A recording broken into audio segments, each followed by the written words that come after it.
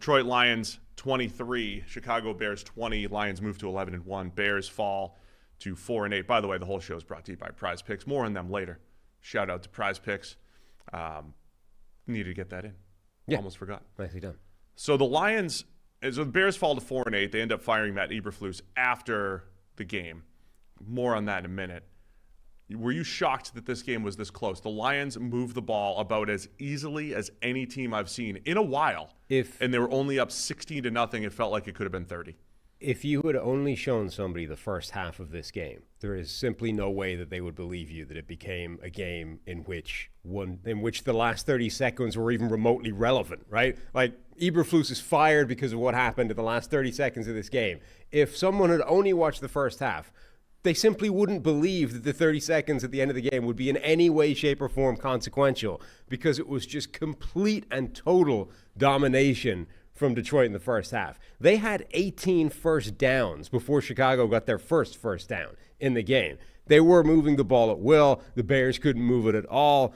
The Lions were just absolutely stomping them. Now, they didn't quite get there on the scoreboard. Like, Tyree Stevenson actually forced the fumble on Jahmyr Gibbs. I mean, I guess saved the game at that point, given the way the second half unfolded. But, like, it's mind-blowing that this game even became remotely close, given that first half. Yeah, to the Bears' credit, they forced 3 field goals and then a red zone turnover, right? So that's why what we're talking about, it felt like snap after snap, the Lions have every answer. Was it Romo on the call for that? I think talking about, every blade of grass, you got to cover it against the Lions, and you felt that, right? So it's 16-0 in the first half. Easily could have been 30. If they just score one more touchdown, 2 more touchdowns, don't fumble the whole thing. Bears come back. It's 23-7 into the second half, 23-13, and then it's 23-20 after Caleb Williams hits DJ Moore with a 31-yard touchdown. And then we have the end of the game sequence, which I know you're saying got Eberflus fired. That was probably the tipping point on, just a whole season of disappointment for the Bears. Well, that and his press conference got him fired. Yeah, he did not take responsibility for the end of game responsibility. It was even worse than that. He basically said, "No, we did it right." Actually, he kind of did take responsibility. He said, "No, we nailed it." Yeah. He was like, I'm kind of happy with the way it went. Obviously, we didn't get the results. He was like, trust the process. This was the process, and sometimes the process doesn't get the results you want. But actually, if you look at it, in totality, we kind of nailed it. We got it right. That, I think, was a bit of a problem. Also, the fact that pretty much every player came out and kind of threw him under the bus at the end of it. DJ Moore, Keenan Allen, like all these sort of veteran players were basically like, we felt like we did enough to win. Somebody else screwed up, kind of, not naming any names or pointing any fingers. But that seemed fairly pointed that, players had lost the confidence in him. I will say that people are completely absolving Caleb Williams for a massive screw-up in that sequence as well. So can we, really quick, before you get into, do you want to describe the blow-by-blow on the sequence? Well, I want to give you the stat before we get into it. Okay, give me the stat. Because we're like, what is this? What was the situation that Matt Eberflus and the Bears screwed up? And from OptaStats, in the last 30 NFL seasons, over 1,500 times, 1,501 times has a team lost by 1 to 3 points in regulation, including the postseason. Of those, only the Bears on Thursday ran a play from inside the opponent's 30 on the final drive, but ultimately just had time expire without bringing out the field goal unit and without using all their timeouts. So over 1,500 regular and postseason time. I love these stats. Who was it earlier in the season that just didn't bother running any more plays and just kicked the field goal? And everyone was like, you idiot, he's settling for the points right now. He was just prescient. He didn't want to get into this situation. He knew. He saw. He didn't want somebody to make fun of him. Right, exactly. He's like, take it now. Take the kick. Don't let this happen. So, again, the Bears in game-tying field goal position, had timeouts, had 40 seconds on the clock?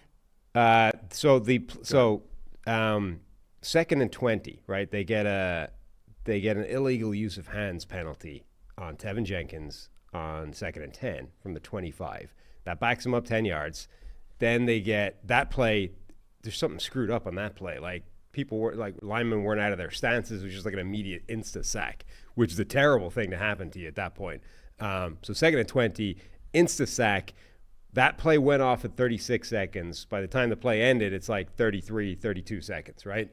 Then the question is simply, okay, we just got sacked on 2nd down. That's bad. Do we call the timeout immediately, our last timeout, and then we have a time to think about what we're going to do, how we're going to use up the next play. Then it's 3rd down, and then we presumably run one play, get a little bit closer, then kick on 4th down. But we potentially have to run the field goal unit on. That kind of, you need 19 seconds, I think, is the number to get the field goal on and be comfortable and be able to kick. Or do we let the clock run, be able to use any play to the middle of the field, call the timeout, and then be able to move the kick team on at leisure? Eberflus's plan apparently was to do the second part. Was to I want to have the entire field available to me. I'm going to let the clock run. We're going to call a play to the middle of the field. Then we call timeout. Kick team comes on. Where it really screwed up is Caleb Williams seemed unaware that they could stop the clock. I believe we have audio of him kind of realizing this only after the fact while talking to the media. Or do we have? Just waiting on Caleb Williams' audio. Yeah, I ended up changing the play because, with the play we had, 13 seconds, any play you have with 13 seconds with no time, or you had a timeout, but with, that situation, 13 seconds, make a call, and try and get it snapped and take the shot. So that genuinely seems like the first time it occurred to him that, oh, wait, yeah, we did have a timeout. We could have stopped the clock there. Do you think he misspoke, or do you think I think he genuinely the situation, saying we had no? It completely messed with him. He thought they had no timeout. I think he got to the point where he's like, it just locked in his brain that we're running out of time here. I don't have enough time for multiple plays. So he changes the play at the line and turns it into that, we only have one play left, I'm going to take a deep shot. I genuinely think it didn't occur to him until later, until talking to the media, that, oh, wait, yeah, we had a timeout. We could have actually stopped the clock here and been fine. So where it really screwed up is he starts changing the play at the line, I think with 13 seconds on the clock. So they've already let like 20 seconds go off, right? Which is fine as long as you're running the play at 13 seconds when you're lined up. They didn't. He starts changing the play at 13 seconds. That's the point where Eberflus has to go, timeout. It's gone to hell. There's been a breakdown of communication. Something has gone wrong. Caleb's brain is glitched, and he thinks we don't have a timeout. I need to use it here, and we'll talk about it. And, okay, I need to sacrifice the middle of the field thing, but we can still run a play, still get the kick. Instead, Eberflus just watched this unfold in front of him, and the Bears end up taking a shot with, like, no time left. Incomplete, no kick, everybody loses, go home, people are fired. Well summed up. I know during Thanksgiving sometimes, people are moving around, they're cooking this and that. I was like in transit to, my friend's house where I was going, trying to keep up with all of this and then trying to explain to his family, my friend's family, who invited me over, like how the clock management went. I was trying to explain to them what was going on and very confused by it. So, yeah, that was an ugly finish for the Bears. It's a minor miracle that they were even in the game. Right. So it's almost like that would have kind of been an epic collapse from a Lions perspective. Would have been crazy. Because of their red zone woes. If you'd watched the first half, if they had lost that game, it would have been absolutely mind-blowing. We can't spend too much time on it, but that's the basic gist of it. So Eberflus is out. We touched on it a little bit last night. I know you wanted to do a video, do an instant reaction on Friday, but I was over there getting a Christmas tree, throwing everything off on Friday. Instant, quick reaction on Eberflus, this job for the Bears. Yeah, I mean, evidently it had been coming. I mean, people have been calling for his job for a long time. Remember, Shane Waldron, the offensive coordinator, was sort of identified as the problem earlier on. They made a change there. It did make a significant difference. There's been an uptick in performance across the board there. And to be fair, like the defensive side of the ball has been the better side in Chicago for most of the season, which is his side. So, but he's got some absurd record in one-score games, like the worst win percentage in the NFL or something in one-score games. And at some point, that's a head coaching thing. And this was, I think, a good example where, to be clear, I'm not saying all of the blame rests on Caleb Williams, right? It's okay to say they both screwed up, right? Yeah. I think Most people that I've seen have said as soon as the sack happens on second down, you call the timeout. Yeah, reset. And I think that's a reasonable. Like, I think it's fair to say that's probably the most like most coaches would call that timeout then, right? I also think there's a fair argument to say we still want to do it the other way. We want to run a play to anywhere on the field and be able to use that timeout to get the kickoff, and that's the way he went. So I think it's fair to say that was his. It's fair to say that approach is a reasonable strategy at that point. But he screws up huge when it becomes clear that Caleb Williams has gone off the reservation, is changing the play, and he just watches this nightmare unfold in front of him and doesn't do anything. I mean, like, you have to call the timeout and save that. The sack itself was ugly. I mean, I saw all O-line Twitter, Mitchell Schwartz, and everybody debating what it was. It was likely a QB draw. Yeah. And we don't know. But, like, both tackles seem slow out of their stance. Like, they're on the different cadence or something. Yeah, the right tackle just didn't even get anything on whoever got the sack there. Left tackle's kind of setting up for the draw. Yeah. Which is not a bad call. 2nd and 20. Sure. And you're going to, sucker them in, and you're trying to grab 10 or 12 yards, but horrible. I mean, horrible execution. Disaster of a play. Everything. Yeah. Yes, everything was bad there. And that's, again, that's the one reason where I think the sort of prevailing wisdom is call timeout after that. That was a huge screw up. If nothing else, we need to make sure that the next play goes off well.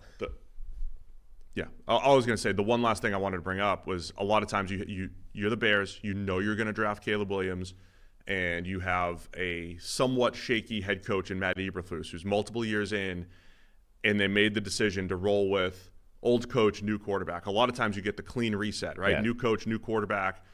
I brought up last night, I think that happened with John Fox and the Bears. He had 1 year with Mitchell Trubisky. They moved on. It's happened 3 straight times for Chicago, right? They've had 3 consecutive head coaches that have been fired the first year of the new rookie, I think. Did Fields Yeah. have? Pretty sure I saw that stat. He had Nagy and then on to Eberflus. Yeah, so they waited again, and then is that a lost year because it's a new offensive system and everything? Or Jared Goff quarterback they drafted coach killer. that could be it too. Jared Goff had Jeff Fisher. That was also tenuous at the time. They got rid of him. So look, by year 2, I use Goff a lot because he had an awful rookie season. Caleb has not had an awful rookie season. Right. But by year 2, Goff was completely different. Sean McVay completely turned things around by preseason of his second year. So we'll see what happens with Caleb Williams. You brought up last night, is this what could bring Ben Johnson from Detroit That would be fascinating. to Chicago, right? In that loaded division with, the moldable clay that is Caleb Williams and his skill set. Well, so it's almost like one other stat I saw that I thought was pretty funny. The Bears are apparently the first team since the 1955 Eagles to have a positive points differential through 12 games with 4 or fewer wins. I mean, again, it's kind of like an Eberflus stat. They're the inverse of the Chiefs, who we'll talk about in a few minutes. That's the Chiefs have the worst point differential for an 11-1 team, 10+ win team. So it is the inverse of the Chiefs. Well, I don't know how much because in the Chiefs' case, Mahomes and Andy Reid have a track record, so you don't call it luck. You're like, oh, they just do this. But if they weren't involved, you would absolutely call it luck. So from the Bears' perspective, are you calling this bad luck or bad coaching? Well, it's like, do you look at this and say, this is a phenomenal situation for a head coach? And Ben Johnson is the kind of case study here because he's pointedly turned down head coaching jobs in the last couple of years to stay in Detroit, either because he's extremely unusual, if not unique in the modern era of, I like being an offensive coordinator. I'm happy here. I'm getting paid a lot of money. I'm in a good situation. I don't need the stress, Either he's in that spot or he's simply like, every gig I've actually been offered, I feel like it's kind of a crappy job. I'm going to wait for a better one.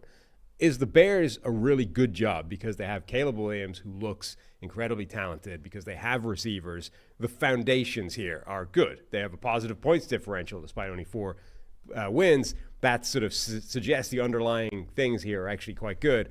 Or is it a bad job because the Bears are just this franchise that for years now have been a mess? Like, it's just not – it's one of these franchises where no matter what they do, it just all turns to crap. Like, they have the opposite of the Midas touch, right? So do you look at this as Ben Johnson as like, no, this is a great job to get? Or do you look at this and say, institutionally, this is just a bad place?